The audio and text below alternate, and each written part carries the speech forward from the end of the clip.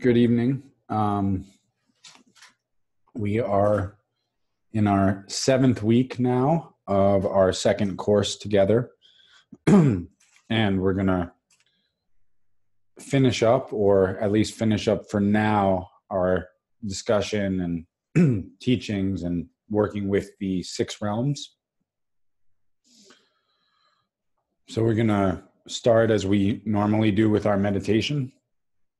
And as we've done the last few weeks, the first 15 minutes or so, I'll just let you all settle into shamatha meditation, and then we'll do a focused loving kindness meditation, again working with a group tonight. So please take the next minute or so to get into your online Buddhist studies posture, which may be different from your in real life posture. Hopefully it still involves your body in meditation pose.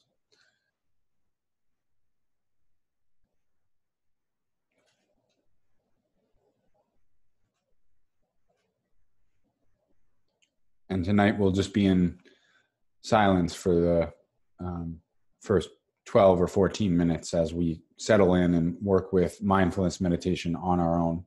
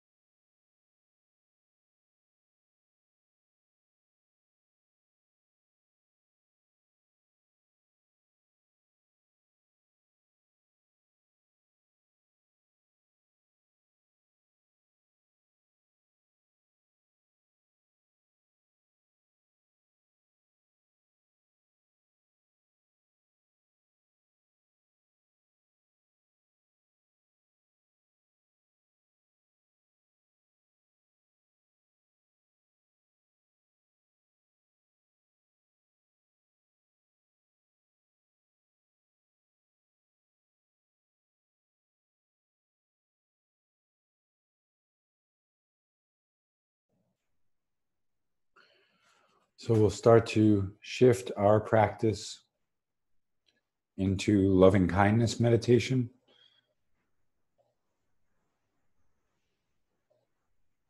So please start to feel that quality of warmth in the heart center, both as a physical orientation, but also as an attitude of just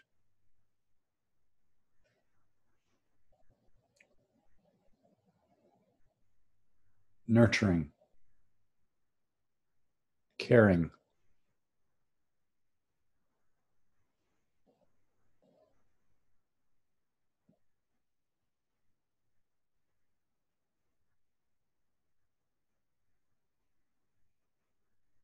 And notice if that quality felt absent during your shamatha meditation tonight, or if it felt like it was always there.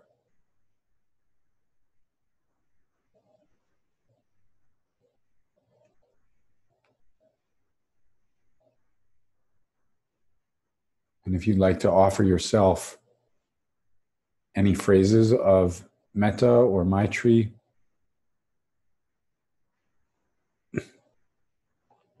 please do.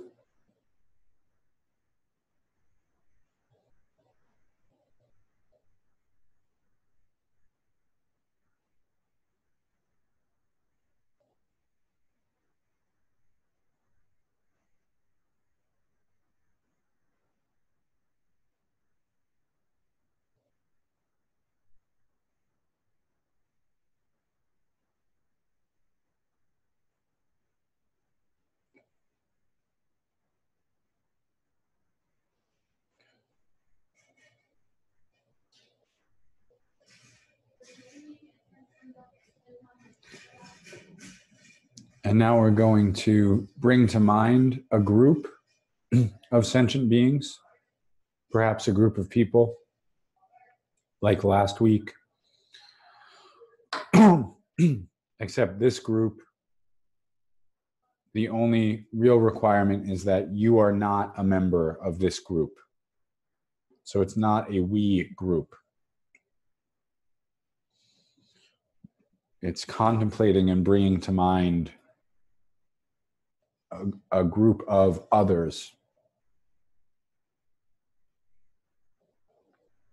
So it could be a group that you know from your own life, could be a group that you know from the news or some issue that you follow.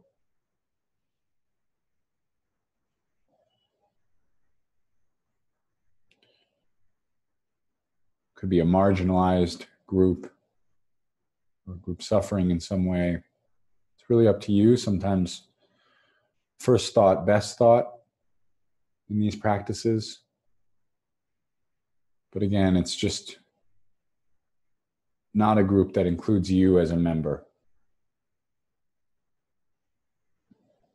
And we can take a moment to just let this group inhabit our consciousness.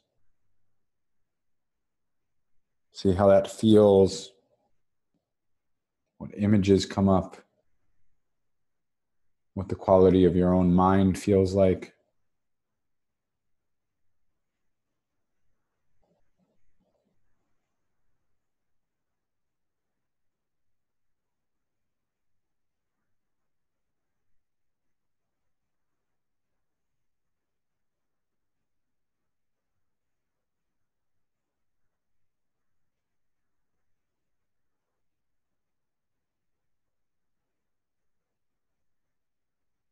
And then we'll work with the 4 phrases of loving kindness,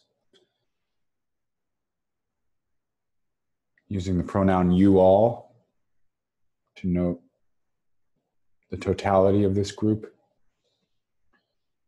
May you all feel safe.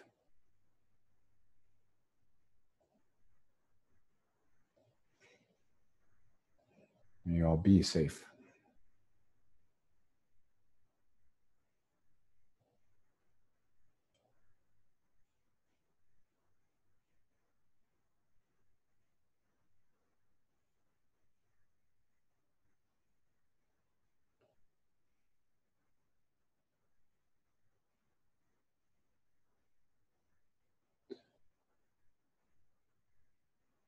May you all be happy.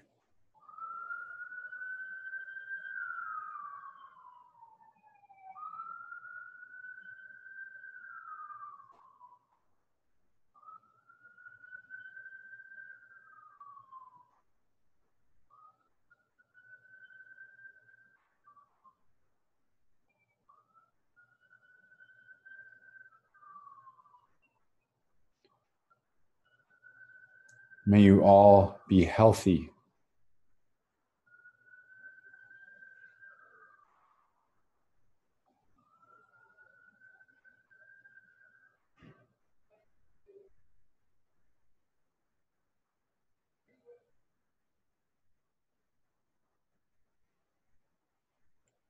May you all live with ease or at ease.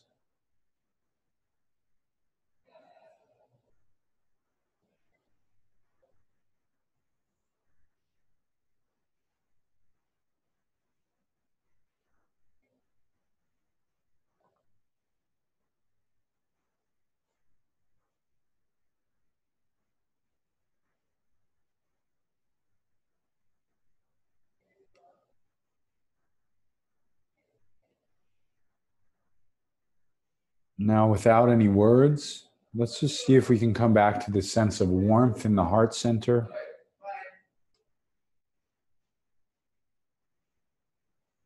And imagine that just that embodied energy of warmth is going towards this group.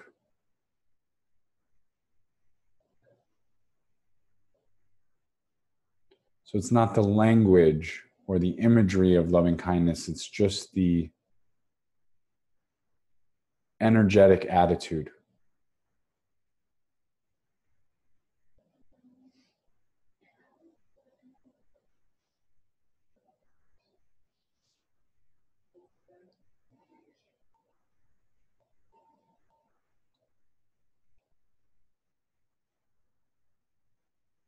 And then we can let that go. Let the imagery grow, let the group go. Come back to your body, your breath. If any intense feelings arose during that loving kindness, just note that and perhaps deepening the out breath.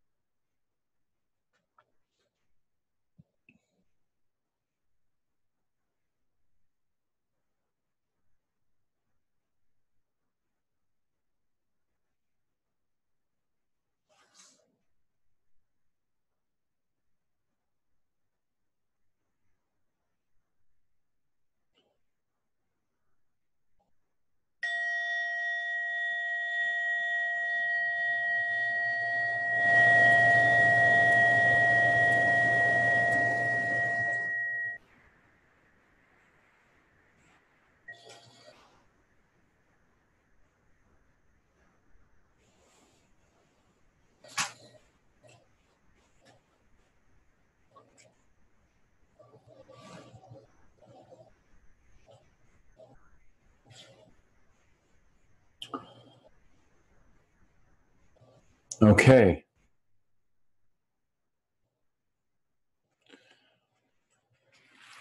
So we're going to talk more in depth about the lower realms.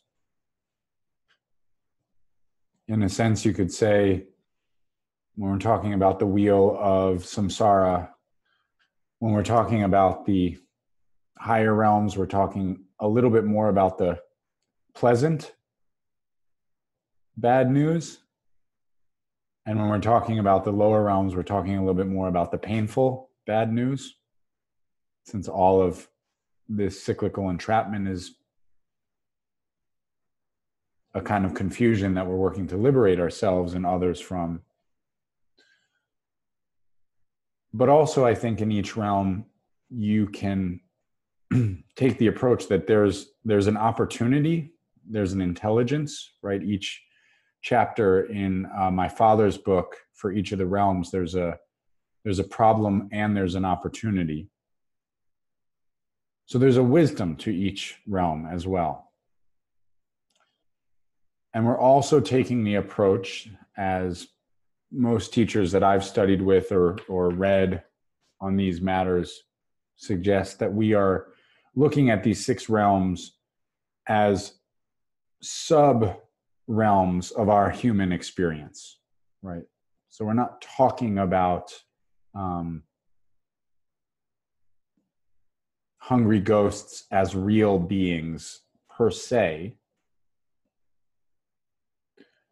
But I think it's also important to open our mind, not just to pay respect to classic Buddhism, but to have this more expansive approach that we are looking at the idea that there's many different iterations, many different situations that a sentient being can arise in. And so I think of the 6 realms and contemplating that they're actually real, that there are countless other realms, as a way of expanding my imagination into just how vast sentiency and beings actually are.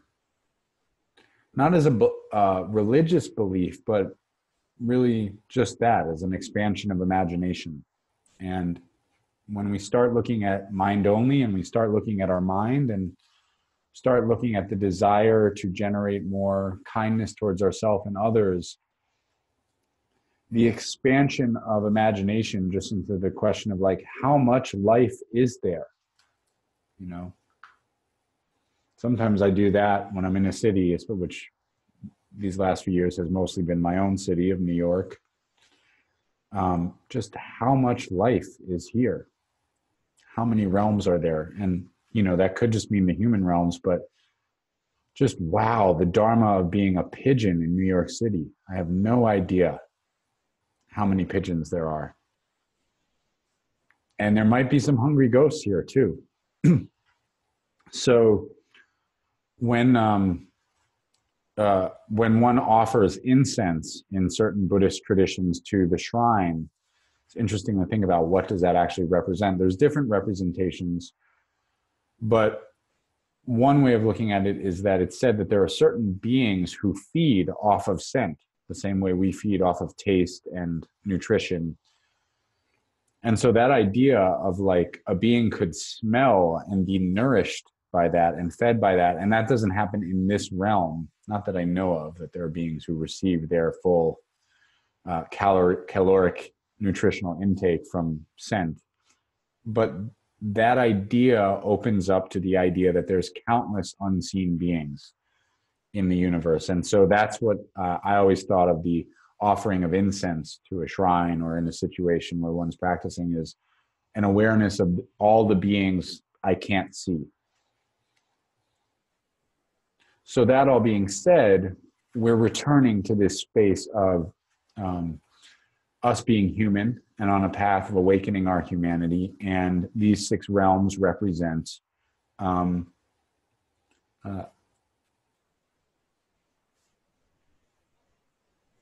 the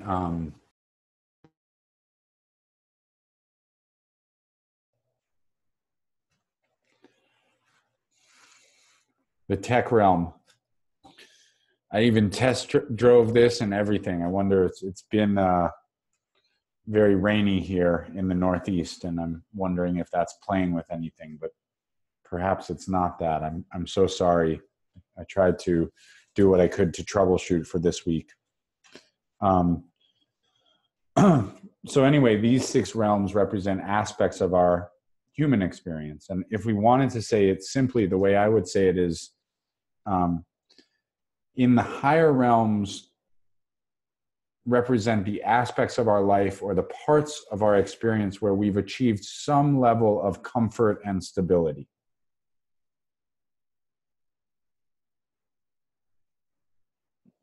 And in fact, sometimes too much comfort and stability, so that the stability begins to turn us against itself into a problem. which is the jealous God realm issue, or it even, the stability becomes a bubble of ignorance and not wanting to see anything outside of comfort in the God realm. And the lower realms represent those experiences, if we wanted to say this in general, and then dissect it more over the next 35 minutes or so.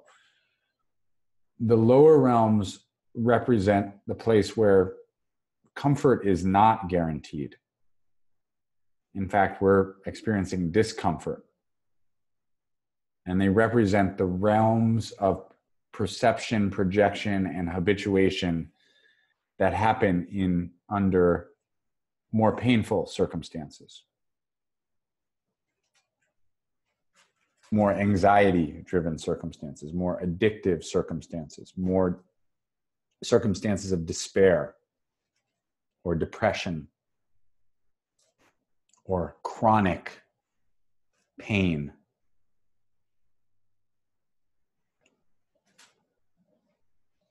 So this is going to be a fun talk, in other words. But we'll see if we can bring a sense of workability and humor to the experience. I think that's very much possible in the highest of the three lower realms, which I'll start with, which is the animal realm.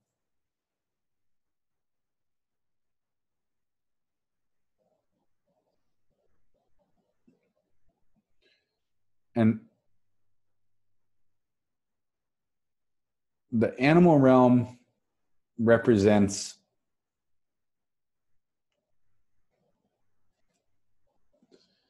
really a desire to, what happens when our desire to have safety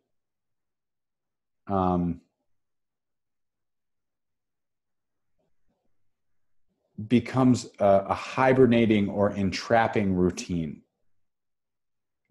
I think the animal realm is driven by anxiety, right? No animal wants to get eaten. And once you step into the animal realm, there's a food chain. But the animal realm, like the God realm, is defined by ignorance and avoidance. And here, rather than ignorance being bliss, which is the God realm experience, here ignorance is routine. You find the habits and the pathways through life and through your mind itself that you know are going to be safe and comfortable, because you don't want to go outside and maybe get bit by a bigger animal, by a predator. And so that's the biggest quality of the animal realm, is it's a kind of hidden anxiety towards the world that manifests as fairly dumbed down, with all apologies to animal lovers, dumbed down routines.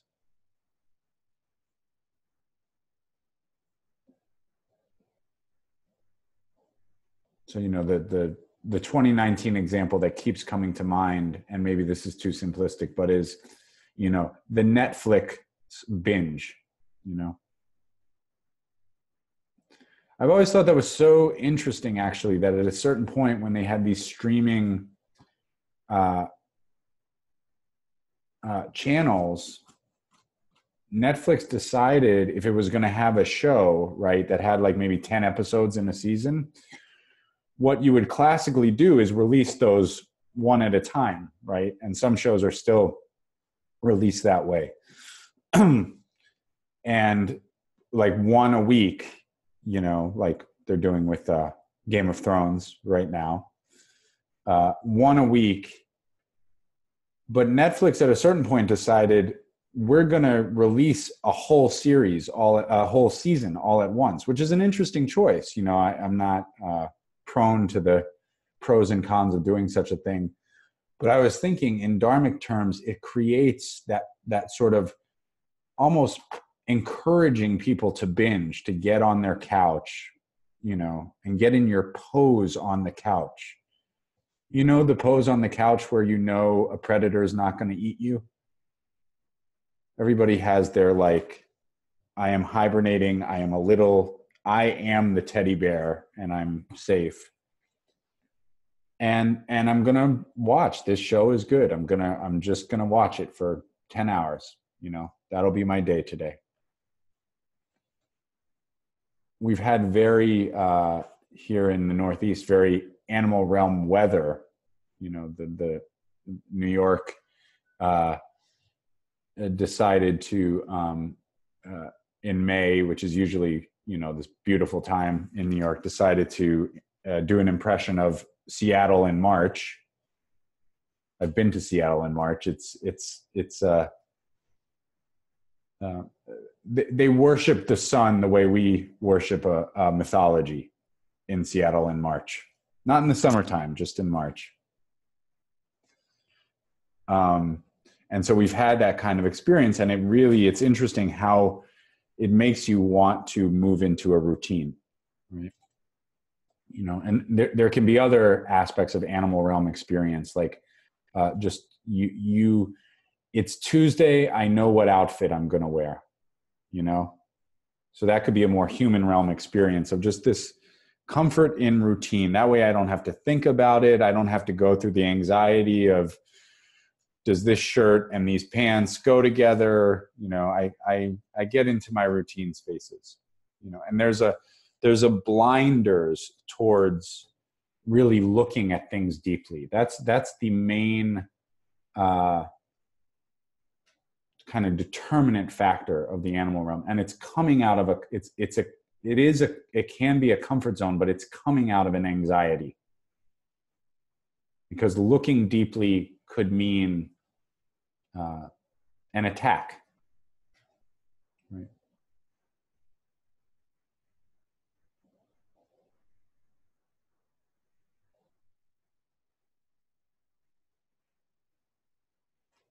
Yeah, it's interesting to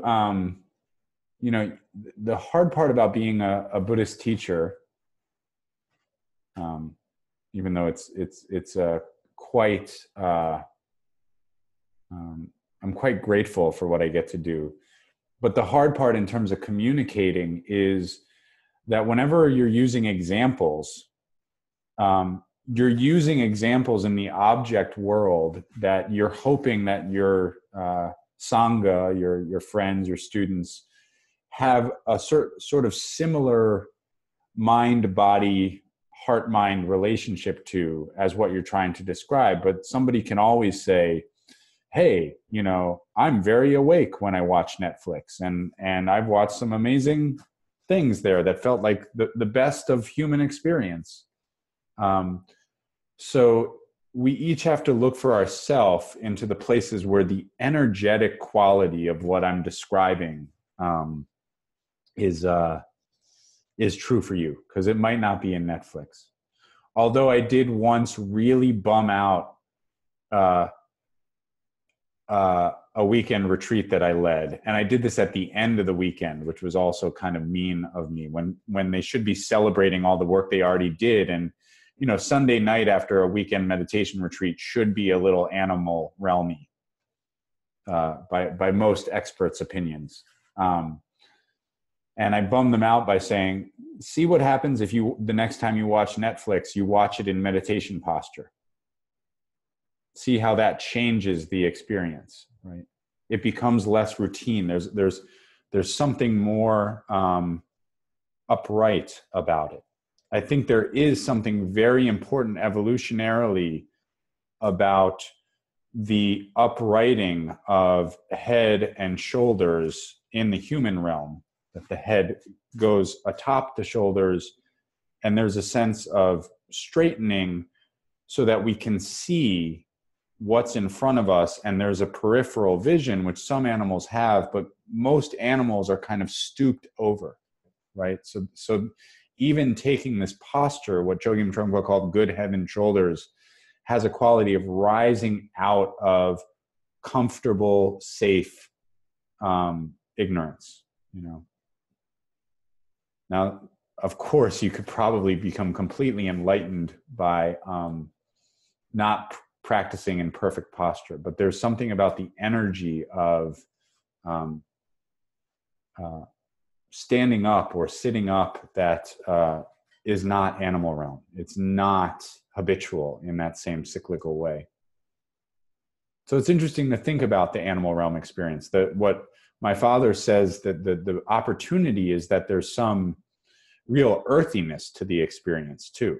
You know, there's something very, very real and very to the moment about one, acknowledging our need for comfort, you know, acknowledging that we even have safe places, you know.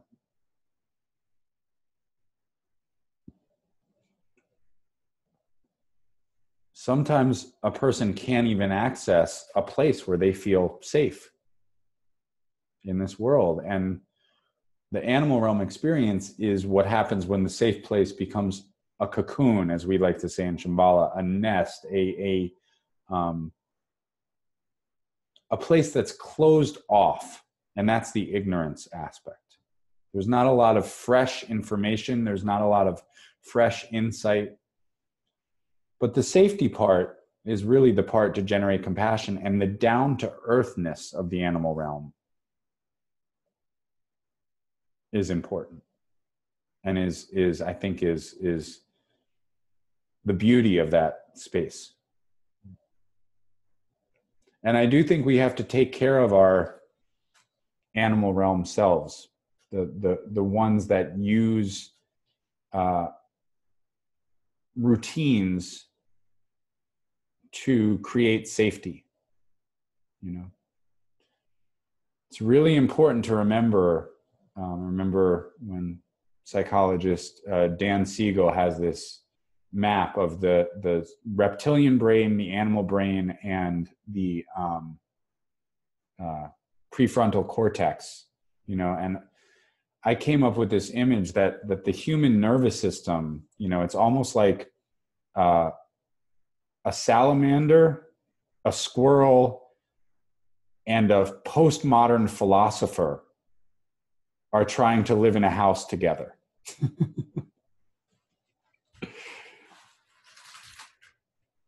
And we have to, part of you says, why is my squirrel and my salamander, why are they so dumb and unevolved, right? Or why are those other people? You know, it's really interesting to, and this is what an intimate relationship is. You get to see the other person's animal realm experience. And usually that's not the thing unless you feel really safe that you're going to post on Instagram, for example. You're not going to post like the crumbs from you being on the couch, you know, with a filter over them on Instagram. But the in an intimate friendship or an intimate romantic relationship or a family relationship, you really see another person's animal realm. And then it's like, oh, okay. Right. So what I'm saying here is we do have, the evolutionary biologists and the neuroscientists say this, we have part of our brain, part of our nervous system is the animal system. And so that quest for safety, I think about this, why is, in the loving kindness meditation, why is may you be safe or free from danger the first part of this? And sometimes the loving kindness teachings talk in the classic teachings about going into the forest and using the teachings to make oneself feel safe from attack from predators.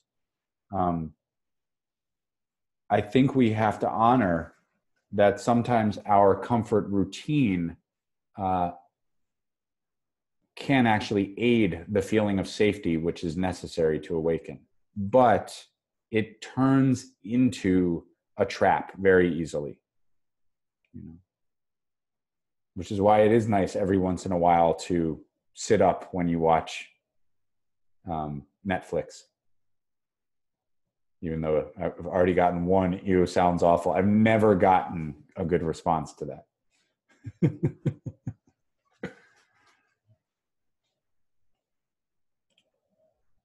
insight meditation is also a big practice here, because it's, this is to answer the question. I don't know if anybody, like, people have often asked me this question or made this statement. I think my dog is enlightened because he or she or they are always very present, right? And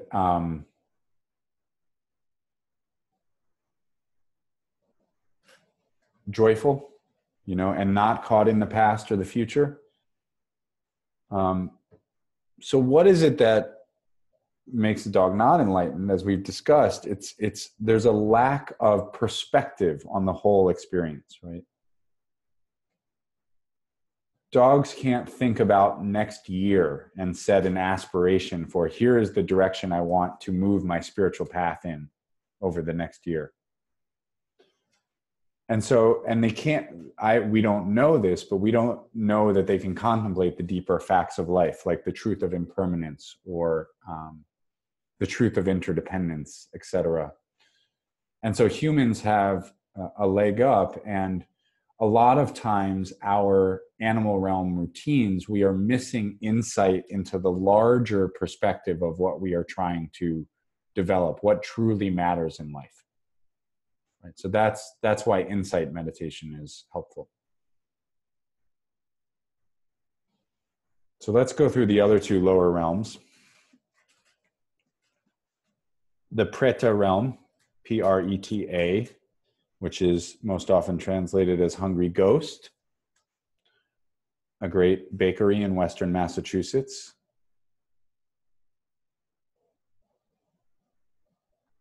Good name for a bakery.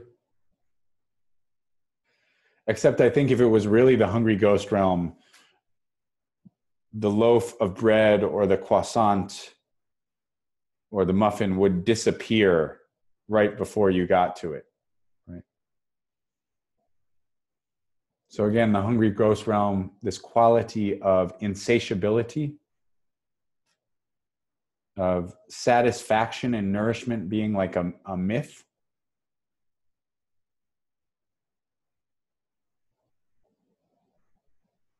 Unreachable.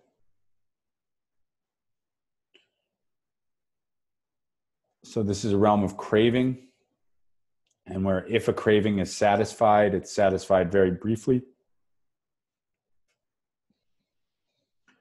And there's also a quality of intense poverty mentality, like lack of satisfaction with oneself, unworthiness, insecurity. In some ways, this mirrors the jealous God realm and a lot of the issues that come up in the jealous God realm. But in a sense, what happens here is that there's no validation, right? The jealous God has already succeeded a lot. So they've tasted the fruit. So there's a shared quality of lack of satisfaction, but here, even the idea that you can fulfill yourself becomes more and more hopeless.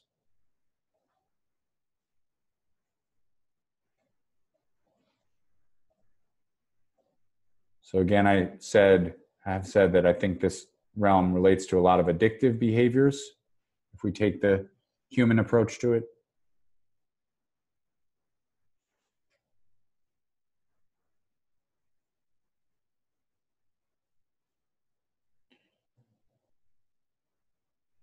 That quality where we don't even know what satisfaction would look like when is enough enough?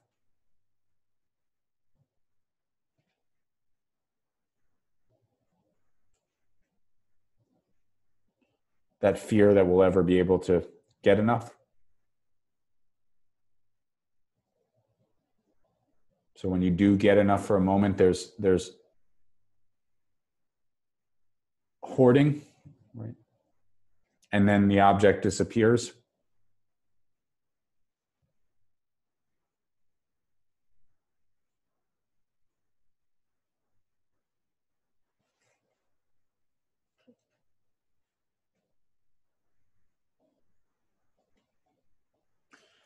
And there's a basic view that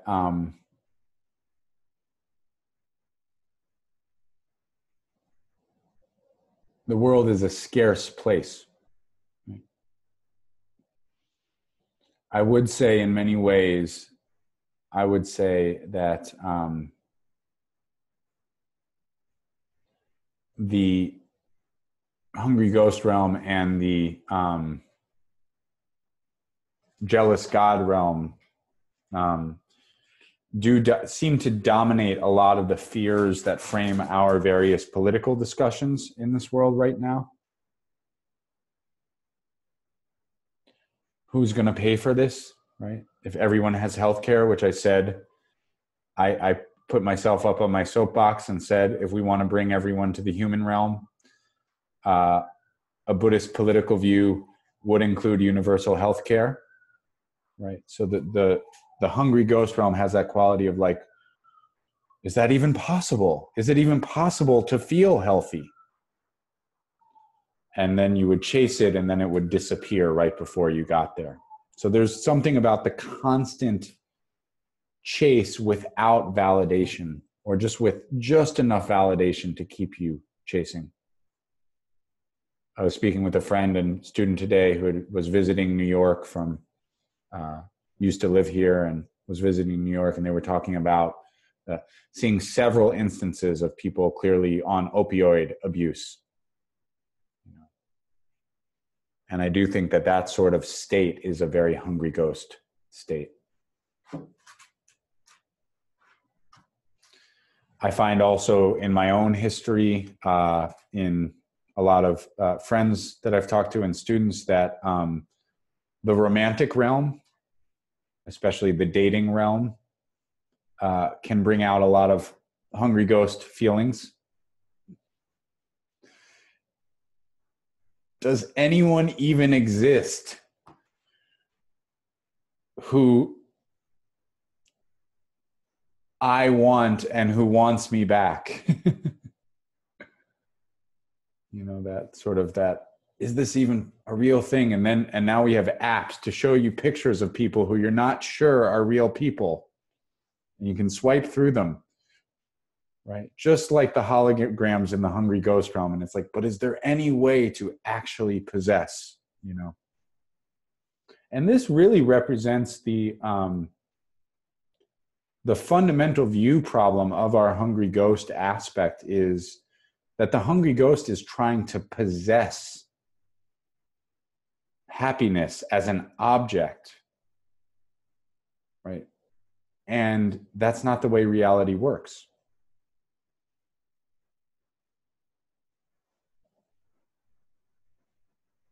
So everything is viewed as this sort of slipping away dissatisfaction.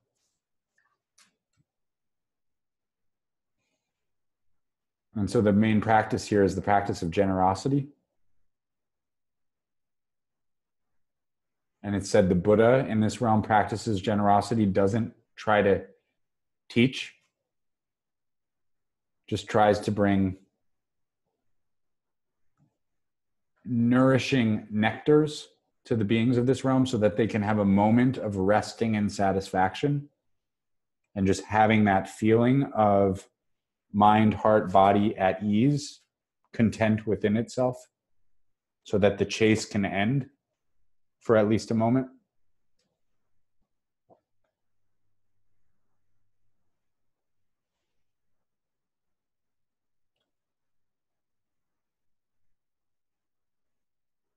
So it's really interesting to see the ways, you know, that the hungry ghost realm might still live in us. I think we all have part of it because it's a huge part of our culture. I would say that this interplay between jealous God and hungry ghost is a huge part of our samsaric culture these days. And so then finally, and we'll swing this back around, is the hell realm.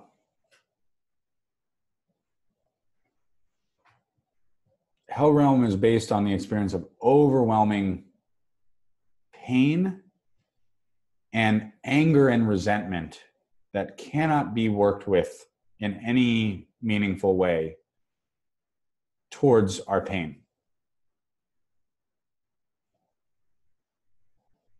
It's said in Patrul Rinpoche's Words of My Perfect Teacher, which is where the analogy of the, one of the places where the analogy of the 3 defects of the cup or the pot that we talked with on our very first week of our first course comes from, that, and this can get a little Ulysses-like, or a little, not Ulysses, what's Joyce's other, where he describes hell in depth. Was that Portrait of an Artist as a Young Man, where he describes hell for like 30 pages?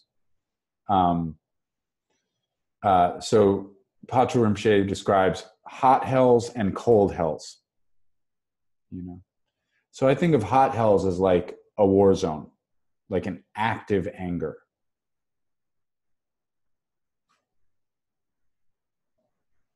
A belligerent argument, just rage.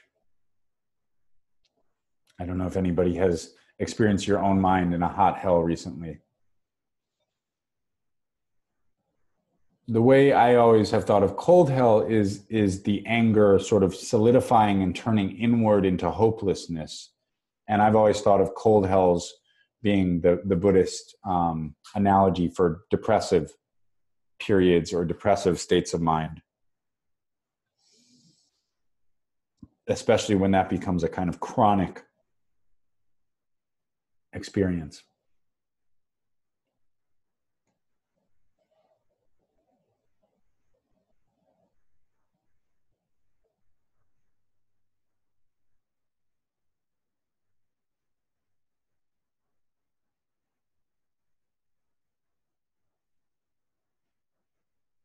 And I think in either case, there's the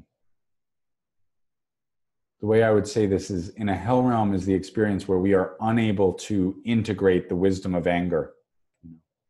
Anger has tremendous wisdom. It's not anti-Buddhist at all, and we'll talk about this more when we talk about the Bodhisattva path. Courses 3 and 4, anger is going to probably come up a lot, if it hasn't as a topic for you already. Anger has tremendous wisdom. It helps us see sadness. It helps us see unjust suffering, how beings harm each other. Sometimes those who are here, supposed to be here to help us, you know, like a parent or a teacher or a police officer, all of those people are supposed to be here to help us, right? And sometimes they hurt us. So there's something wrong there. There's something that rips at the trust of reality. There's an injustice there, and anger sees that clearly, and it has a sadness to it. That's what I think of as hell realm. Is it's actually that anger loses connection with feeling okay. And a lot of times human beings who suffer in hell, I find, have just been taught that their anger is not, it's not okay to integrate anger into your experience. Or they've lost touch with the sadness that's beneath the anger. The desire to not feel pain, the desire to not have others suffer.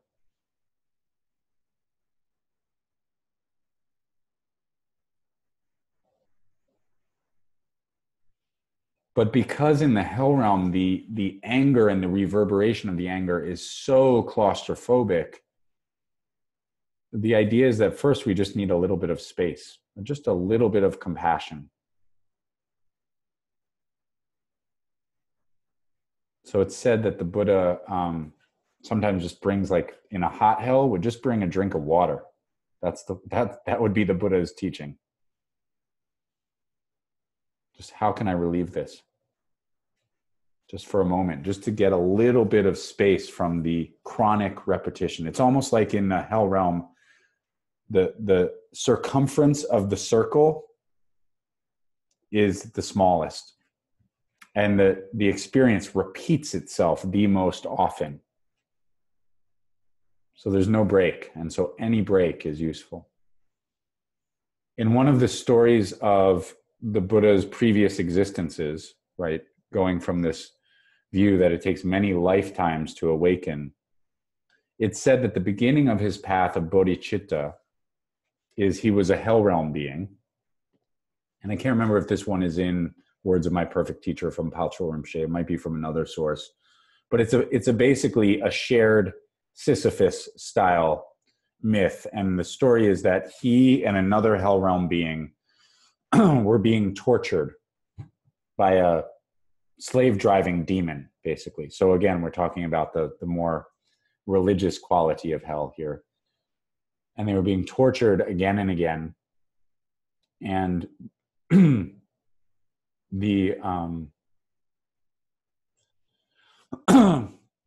what would happen is they were given a task that was like Sisyphus's task, where it'd be like, push this load, and if you fail to get this load to where it's going, I will torture you and flay you alive, right? And they would continuously fail because they couldn't move the load the way that they needed to. That was how it was set up. They were set up to fail. And when they were flayed alive, they would be in a torturous pain until they died, and then they would just reincarnate right in the same situation again. So the worst possible example of Groundhog's Day you can think of, right? Like the worst possible version of that. And at a certain point, the Buddha just figured out, he knew there was no escape, but he just said, look, this is silly for both of us to do this. Maybe if I take on my companion's load and carry both, since I can't carry one load anyway, maybe at least my companion will be saved from the torture. And it was the arising of that thought of compassion that supposedly lifted the Buddha out of the hell realm.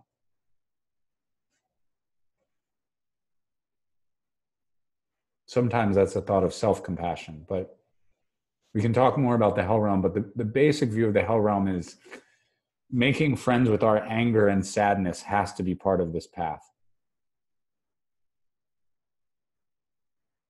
And integrating them into a wisdom experience in a healthy way is, in my experience, very much part of this path.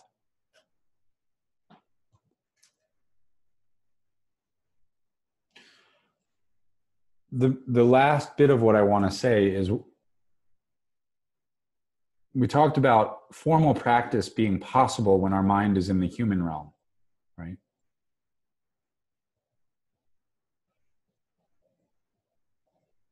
The main thing to look at, if any part of our mind is in the lower realms, you know, and if it's just a blip of thought, of course, you can work with it that way. But if we get really stuck, or we know somebody who's really stuck in a lower realm, it's probably not going to be formal spiritual, psychological meditation practice that resolves that. It's probably going to be a supportive environment that lets us know, or lets that person know, it's okay. In the animal realm, it might just be turning off the TV for someone and saying, hey, let's go take a walk outside, you know? In the hell realm, it might be having someone to talk to about our anger. In the hungry ghost realm, it's it's a connection with something that makes us feel nourished, you know, and satisfied. So we can feel a little bit of that. So this is really the important thing is, I think a lot of times we try to philosophize our way out of the lower realms. And that might work for the animal realm, to a certain degree, but it's not really going to work in the lower realms. It has to be about supporting ourselves or supporting another person in what they need to lift back up to the human experience.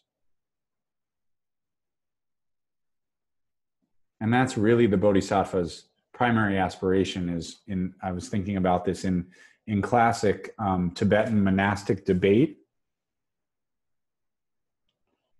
They try to get their clarity and their intelligent arguments, their conceptual understanding of the Dharma so clear. And I don't know if you've ever seen them do it, but they clap when they finish a point.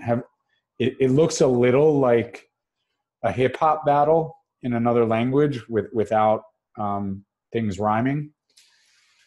But they lift their hand up, and the two hands represent wisdom and compassion, and they lift their hand up. And this represents, by this clarity, may I lift up, may we lift up beings, including ourselves, out of the lower realms, and then may we slam the door so that beings do not fall back into the lower realms. They feel supported, and then they can really engage in the human path. So,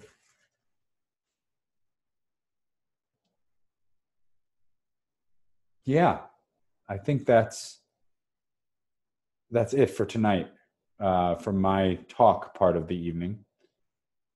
And yeah, I think we really do need supportive environments for our practice. And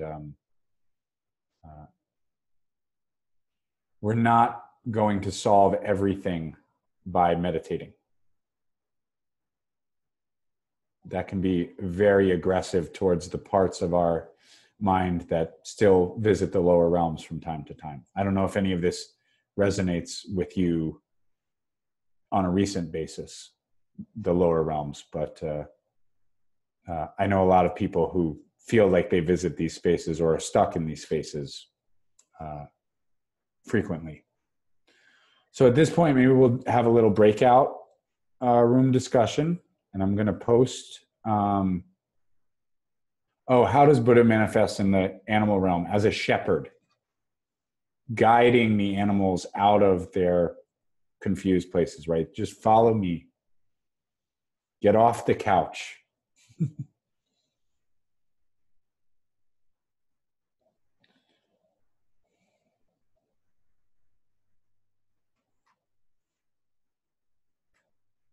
So our 3 questions for breakout rooms. What have your experience of the lower realms been recently in your own life? How are these experiences insightful for you? Why aren't dogs enlightened? If you want to argue that they are, that could be another question, but I kind of addressed that one in my own perspective. And please feel free to completely disagree. What insight comes to mind when you contemplate supportive environment for waking up, especially towards your lower realm experiences? Okay.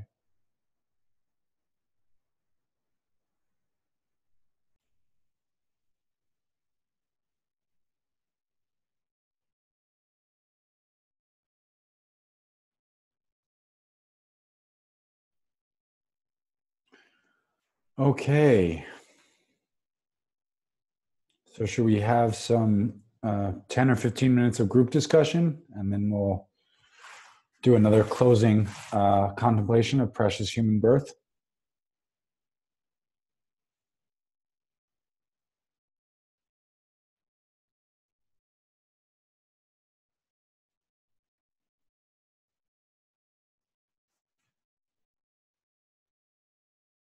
Please grab I think anyone can grab the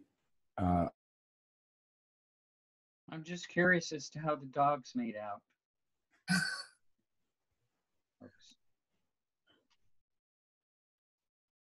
How the dog's made out? Oh yeah, like from everyone, like, yeah. Did anyone want to make a counter argument about? This guy has something to say about it. All right. Looks pretty awake. Yeah. You know, one way I've used this example before, I went to a elementary and junior high school here in New York City, but it was a really wonderful school, and it had a working farm in upstate New York that you would get to go to for 3 school weeks out of the year. And they had chickens and cows and pigs, and pigs supposedly are quite intelligent creatures, by the way. In the animal realm, pigs are supposedly quite high on the list of intelligent animals. But I remember having this shocking experience because we had a slop bucket from our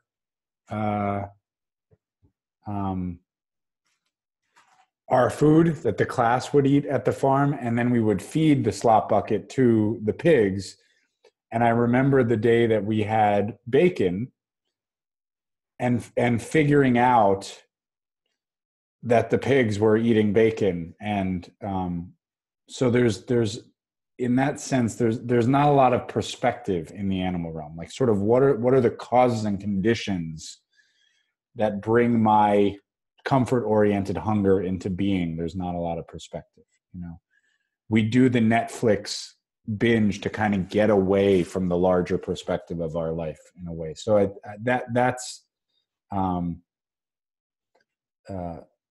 that's how I think that is. But I like this sort of innocent, this kind of beginner's mind approach, that if dogs weren't ever unenlightened, meaning they never went into a samsaric experience, then from a Tibetan standpoint, they would be more like primordial Buddhas, the Buddhas who never even went through a state of confusion. So I'll buy that argument too. Nobody's arguing about cats right now, so I would buy those arguments too. I'm allergic to cats, but that has nothing to do with their awakened potential as sentient beings.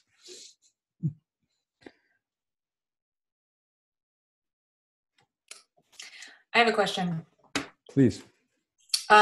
So the 6 realms, it's really symmetrical, right? So the God realm and the animal realm are all about ignorance, and the jealous gods and the hungry ghosts are all about passion.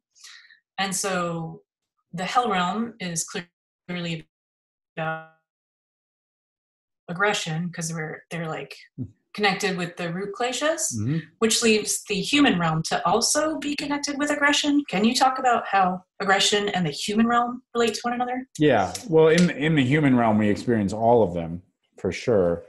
But the way I've heard it, actually, and I can't remember if this is Chogyam Trungpa or another teacher, but there's in this framework, there's actually 5 root kleshas, which this is more from a tantric system.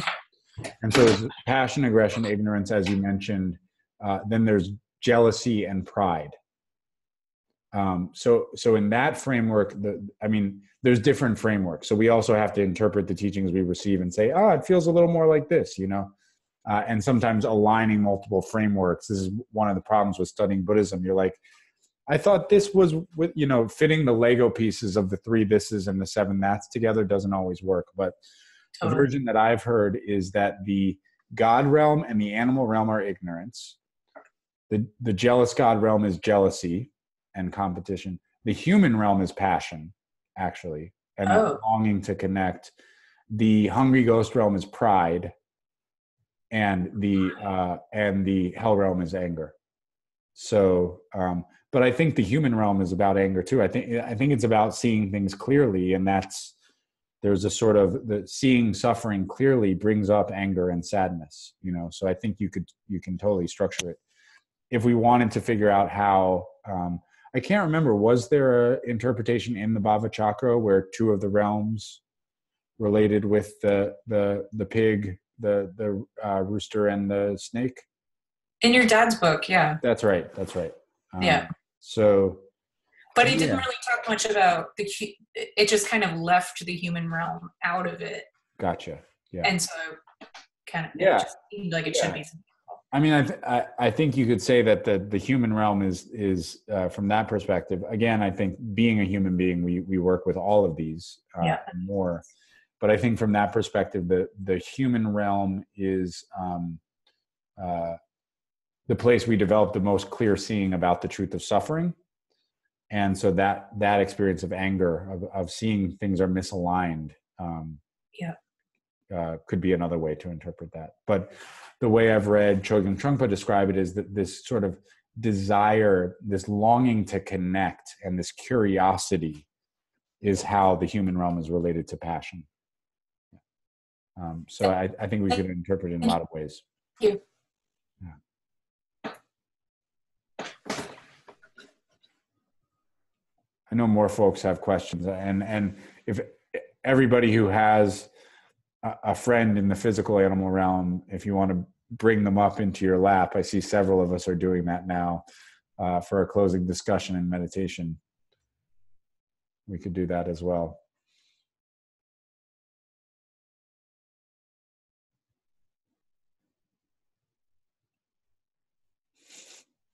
It's awesome.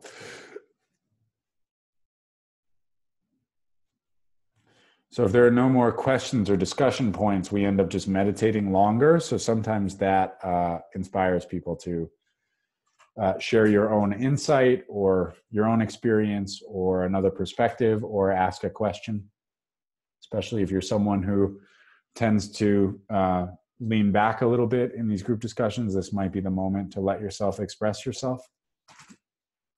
I have a question. Sure. So it's when you're looking at the like how to work with the different realms, right? I'm thinking about I was thinking about when you were talking about the animal realm. Like I don't really watch much Netflix, but I do get hooked on like political conversations, right? And I notice myself more and more that they're just kind of running in the background. I'm reading the news, I'm checking Twitter, I'm listening to podcasts, but there's not like I might be able to argue, well, I'm doing that so I can be informed, right? But if I'm really being straight about it, it's just, an automatic kind of thing. And how do you, so what's the recommended way to work with that? Is it, maybe it's just sitting up in a pot. I mean, as you're saying, I'm like, oh, maybe it's like the posture, or like, hey, if I'm going to watch Rachel Maddow, I'm going to do it mindfully, if there's a way to do such a thing. Or is it, I don't remember that. I can't remember that. I don't think there was ever any recommendation to like, hey, just cut back a little bit. So anything you could say about working with that sort of thing? Yeah, for sure. I mean, thank you. I think the other element, so one way out of the animal realm is insight, right? And so seeing when something becomes, and that's really the somebody, I don't know if you were the one who mentioned Rachel Maddow, but this is definitely, for me, my Twitter experience that I mentioned last time, the jealous God aspect of my Twitter experience. And then the animal realm aspect is sort of going to it when I have those moments of space, and just kind of blindly doing it, right? So there's a blind action, and there's a blind action that's not like a massive addictive quality in the animal realm, but it's a regular recurrence. And I think another way to work with the animal realm is to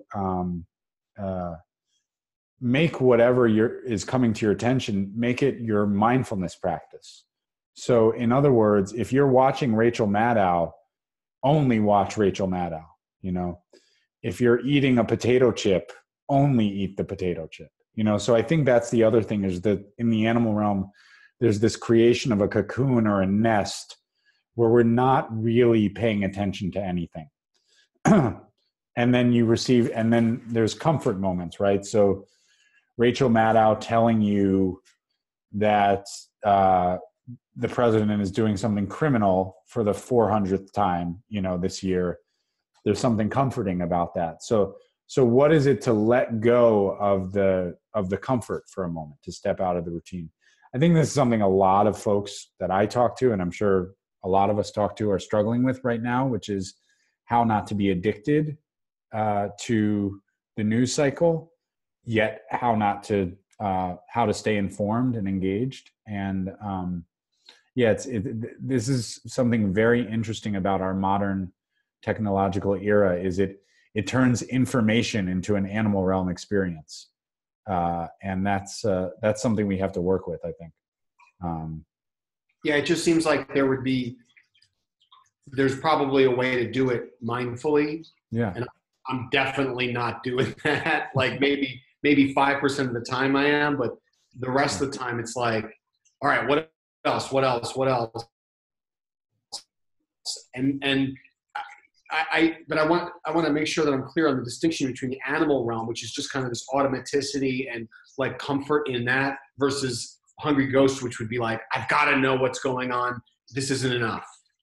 Is that the difference? Yeah. The hungry ghost is you can never be satisfied.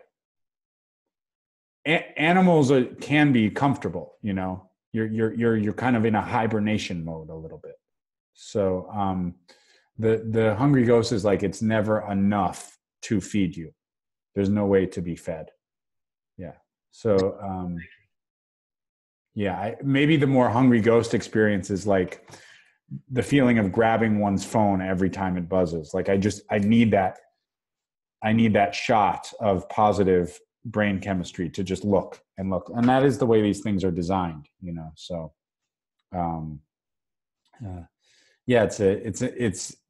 it's an interesting experience. And Meredith is saying curiosity and critique are definitely part of the human realm. So that's, and I think also the other aspect of the animal realm is you don't really take a lot of action, you know? So that's the imbalance between information and actually doing something with the information is also what makes that an animal realm experience. So we have time for maybe one more before we meditate one last time for a brief period. Anyone hanging back? At this point, you're only extending meditation by 2 minutes. So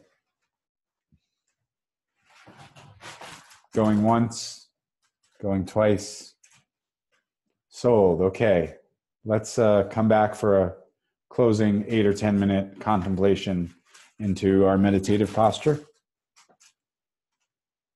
So you can no longer watch me and watch us like we're on Netflix. And now we assume our upright but not uptight position. And it is interesting to feel even that shift. I feel that shift even when I bring my back off of the back of the chair.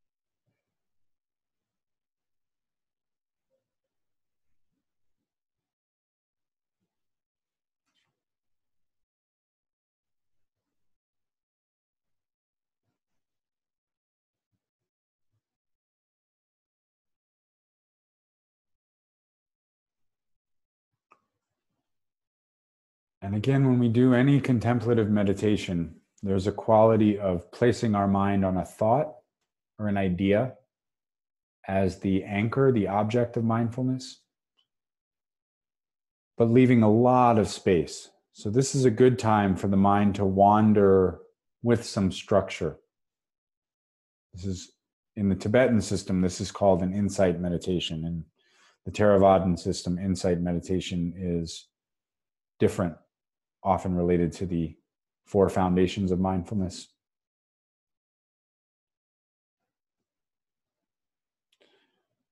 But so we give ourselves the chance to generate insight around a specific topic, and we use the mind's own ideas and just let ourselves ruminate a little bit, let ideas arise. And if you notice yourself wandering far afield, you come back to the phrase. And also if you notice a clear sense where mind feels clear and body feels settled, it's interesting to think about that moment where we actually feel like we are seeing something clearly. That's often what vipassana or insight are described as. There's some alignment, resonance between mind and body, and we say, yes, this is true. So we'll contemplate precious human birth again. And the phrasing goes, joyful to have such a human life.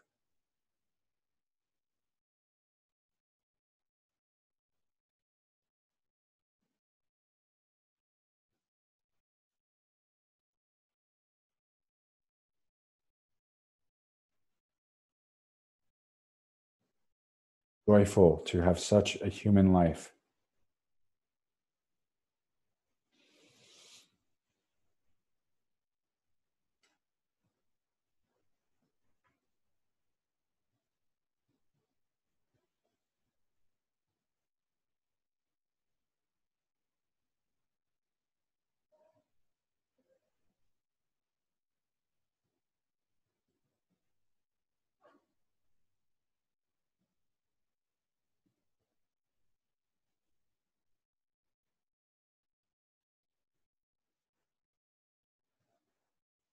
Second phrase is difficult to find. So this can be a contemplation of how we are free from the lower realms.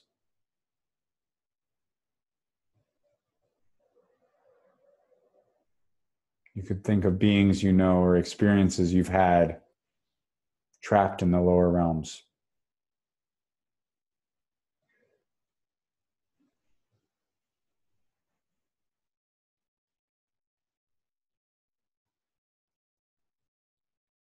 You could also contemplate how vast the experience of beings in the lower realms is. How easy it is to get stuck in an unsafe place.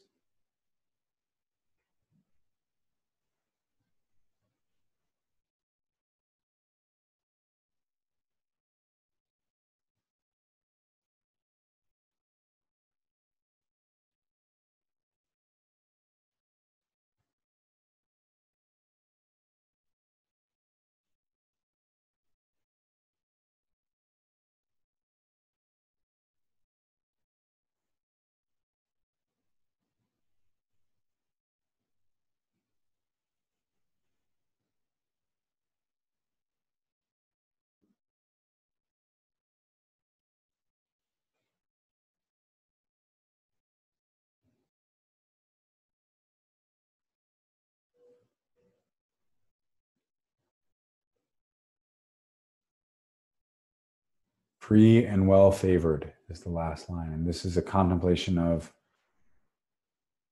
the human realm and also freedom from the more stuck places in the higher realms. So revisiting that experience. The experience of being in the human realm and free from the jealous God and blissed out God realm experiences.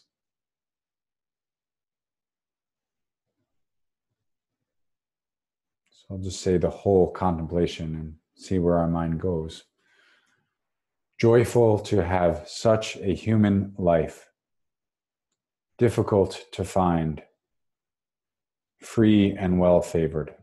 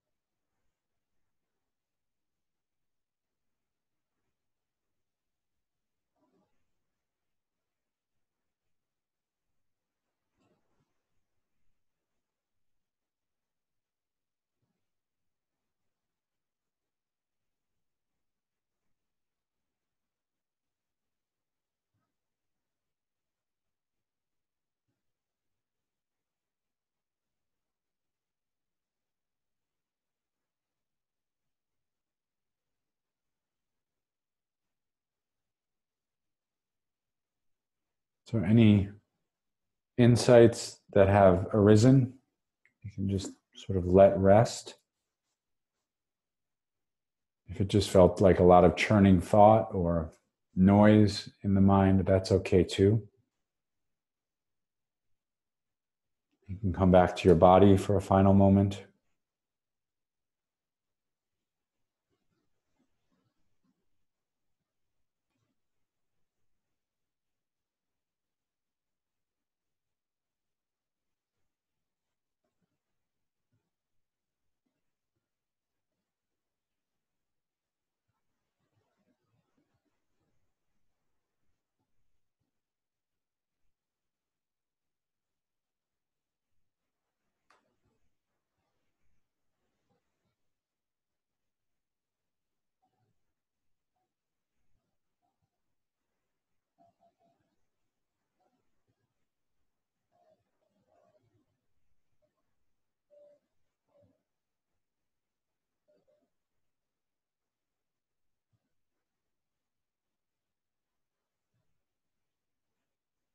And we'll close practice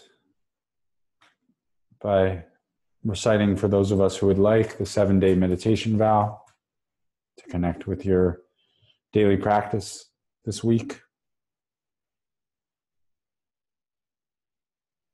So please say it with me if you'd like. I, Ethan, with confidence in the benefits of a regular practice of sitting meditation, do hereby commit for myself and no one else to practicing at least one session of sitting meditation for as short or as long a period of time as I am willing and able for each of the next 7 days.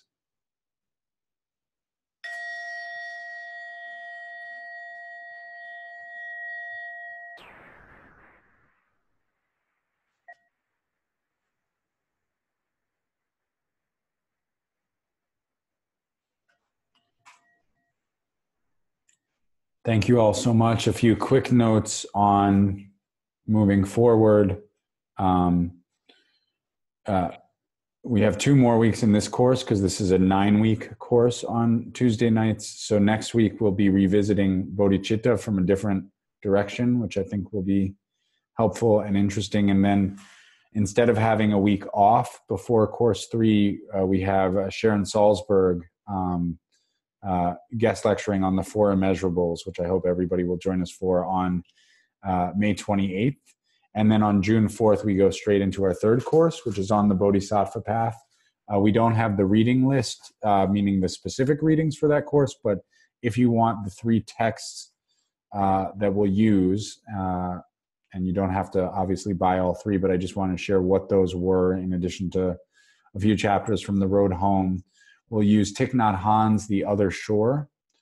We'll use Pema Chodron's No Time to Lose.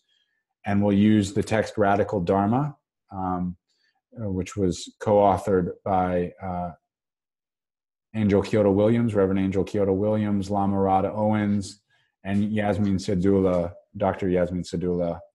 So those will be our 3 texts: Radical Dharma, The Other Shore, and No Time to Lose. So have a wonderful night. If we don't see you on Saturday, see you next Tuesday for my closing talk of the 2nd course. And and may all the dogs attain swift awakening, assuming that they were ever unawakened to begin with. Good night, everyone.